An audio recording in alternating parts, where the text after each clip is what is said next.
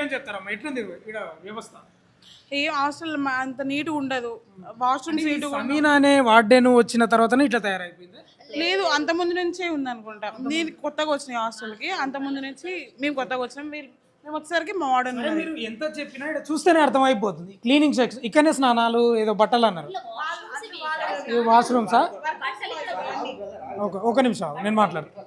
ఇగో గిన్నెలు కూడా ఇక్కడనే తోముతారు కదా.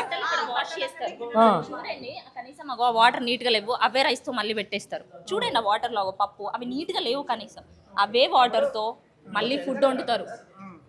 ఇక్కడ వాళ్ళు బట్టలు ఉతికి ఆరేస్తే ఈ వాటర్ అందులో పడాయా మీరు చెప్పండి. అంటే వాస్తవంగా కూడా బట్టలు ఇన్నే ఉతుకుతున్నారు వాళ్ళు, ఈ వంటకు అంటే నీరు కూడా ఇక్కడనే పడుతున్నారు, ఇవి దీంట్లో పడతాయి. అంటే ఎంత అద్భుతంగా ఇక్కడ ఉందో అర్థం చేసుకోవాలి మనం. నిజంగా ముఖ్యమంత్రి రేవంత్ రెడ్డి పదే పదే చెప్తాడు, అసలు బడ్జెట్కి ఎంత కేటాయించినావు స్వామి నువ్వు, నాకు అర్థం కాదు. బడ్జెట్కి ఎంత కేటాయించినావు? ఇక్కడ ఎస్సీ హాస్టలు వీళ్ళు విద్యను అభ్యసించాలి, ఇక్కడ ఉండి చదువుకొని. గతంలో పొంకనాలు కొట్టినావు, డైలాగులు కొట్టినావు, ఏది సన్న బియ్యం ఇస్తున్నావు, అసలు అద్భుతంగా ఉన్నావు, గత 10 ఏళ్ళుగా బీఆర్ఎస్ ఇవ్వలేదని పొంకనాలు నరికినావు. ఈ ఉన్నాయమ్మా బియ్యం చేతిలో? ఈ బియ్యమా అండి? నాకు అర్థం కాదు.